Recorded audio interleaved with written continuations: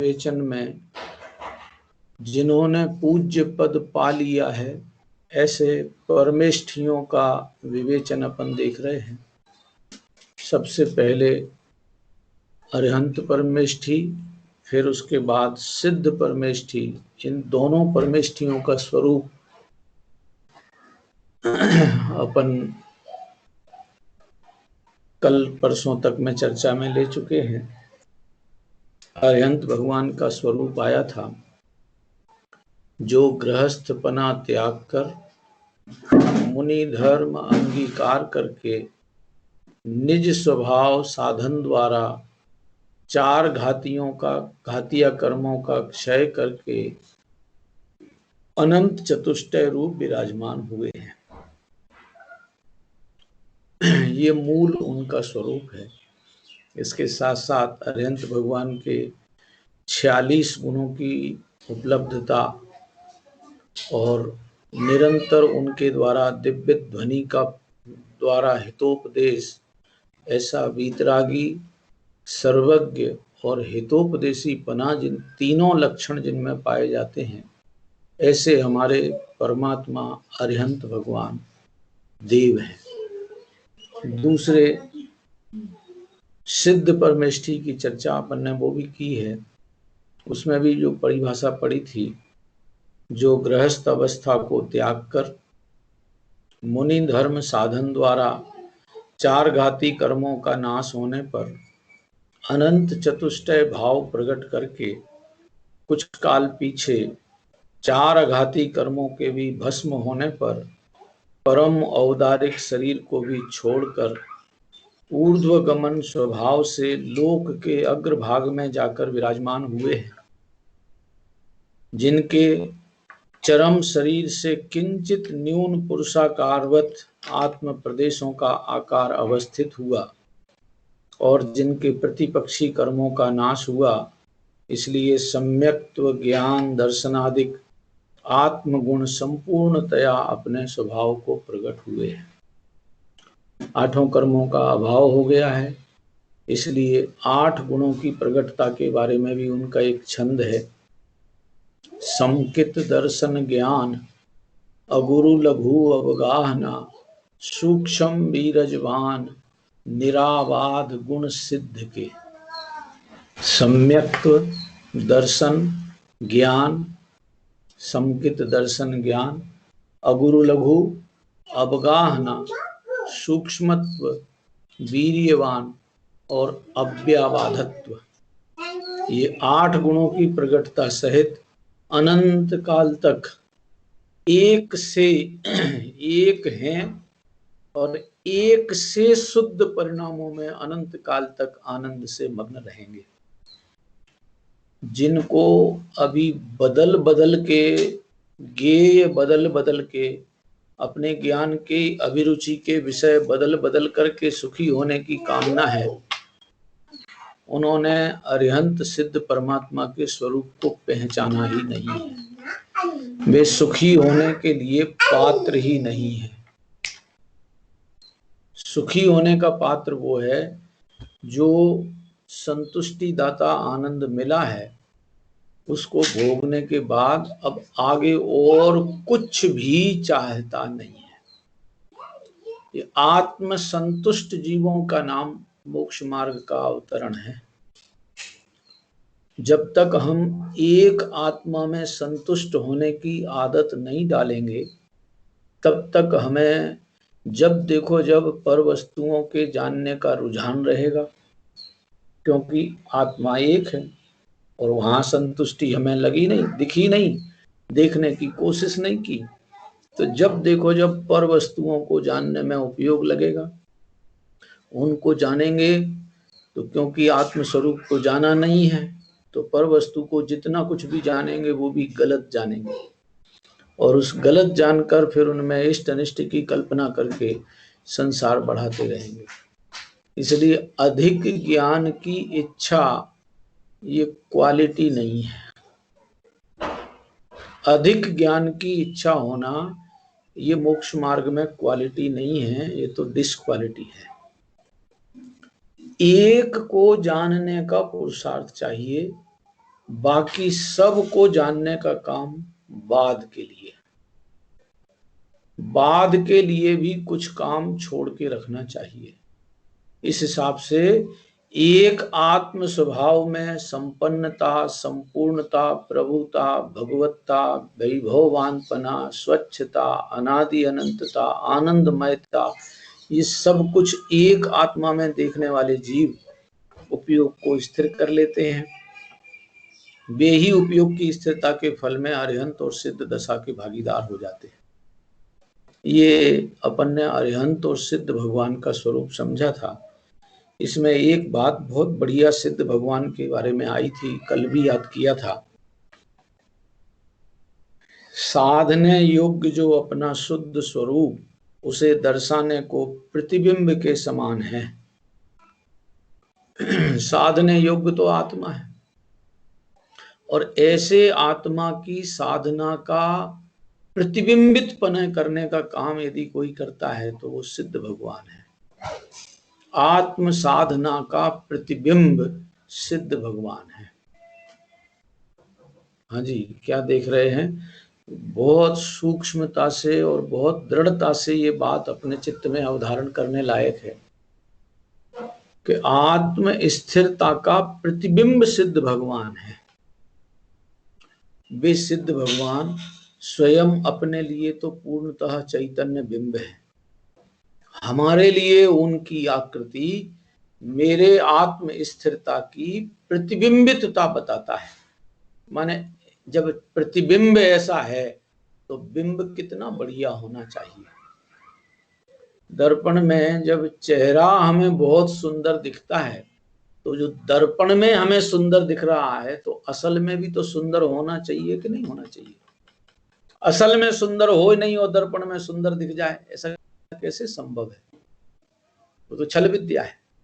यथार्थ स्वरूप ये है कि दर्पण में सुंदर दिखाई दे रहा है, इसका मतलब वास्तव में भी यथार्थ में वस्तु जो स्वरूप है वो अपने आप में महासुंदर है।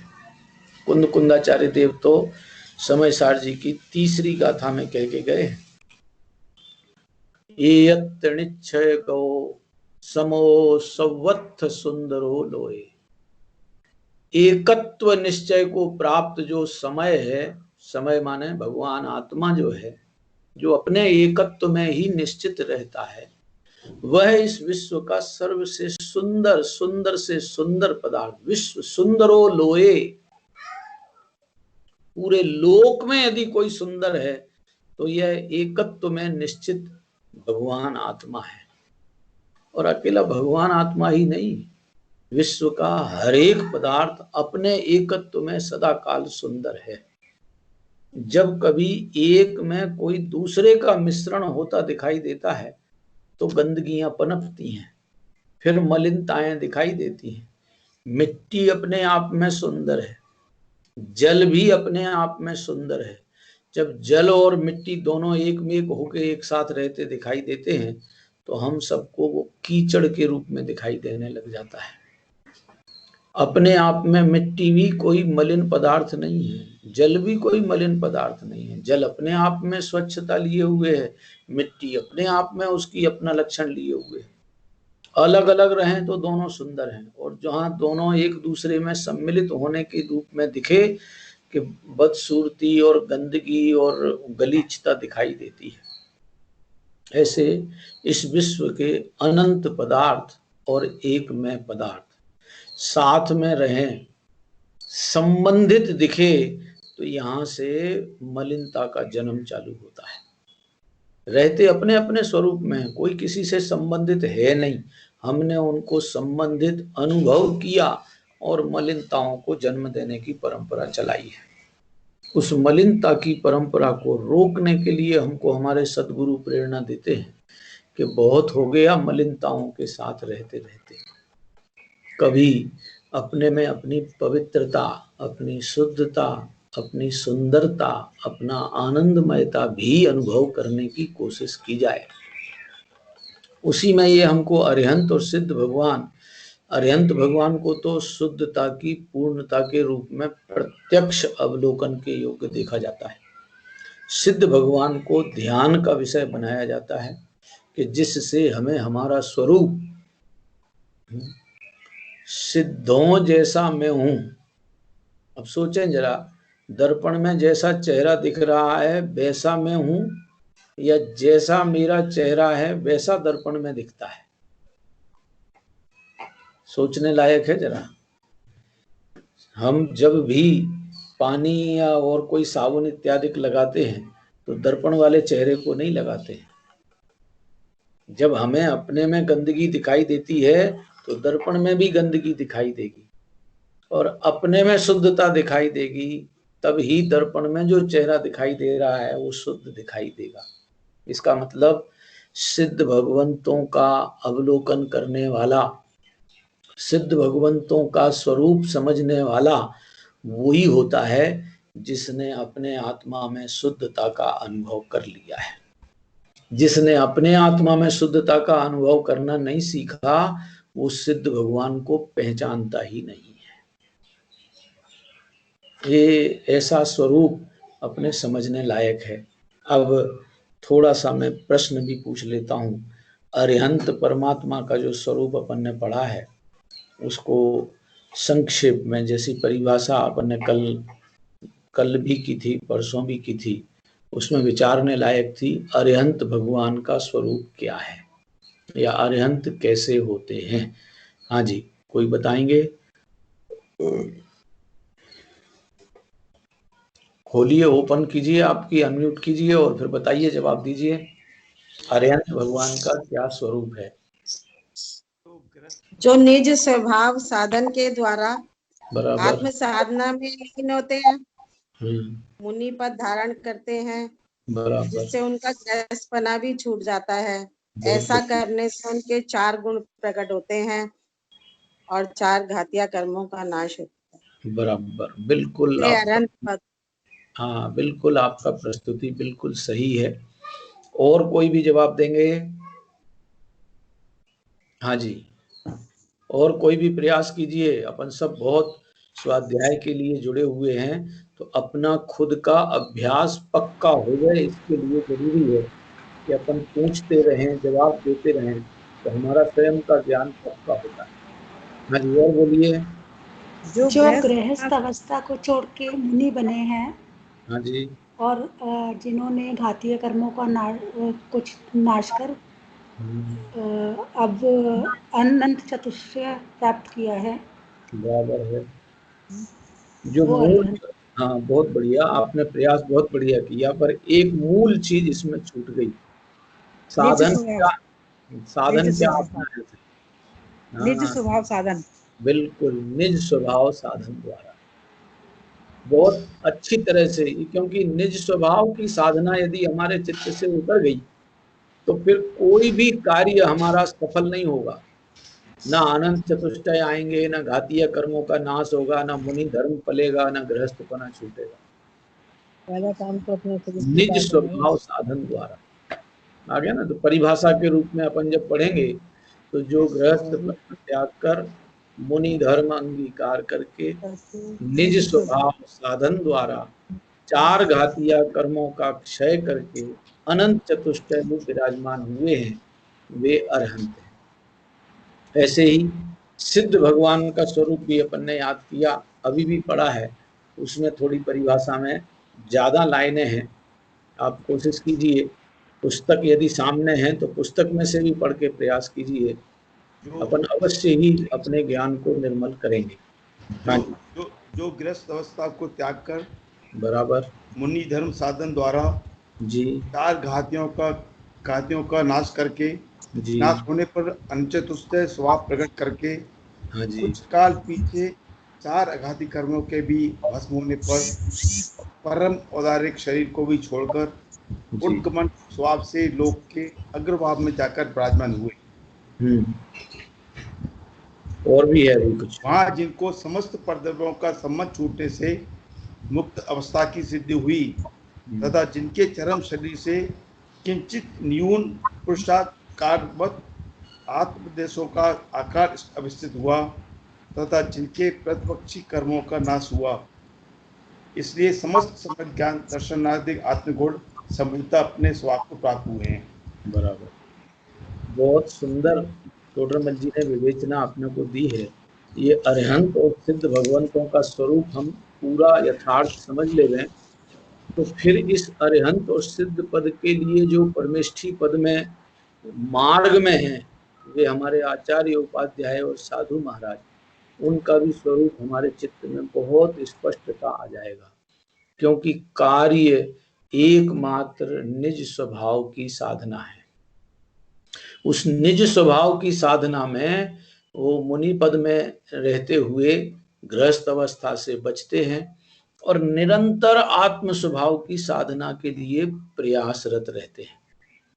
रत्न, जब अपन ने समय सार नाटक जी में गुणस्थान का प्रकरण अपन ने शुरू किया था, उस टाइम एक चर्चा आपके सामने रखी थी।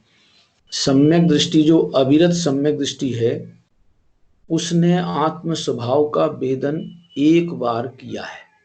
6 महीने 8 समय में, 6 महीने में अंतर मुहूर्त समय, विदिन 6 महीने अंतर मुहूर्त समय में उन्होंने एक बार आत्म स्वरूप का वेदन किया है।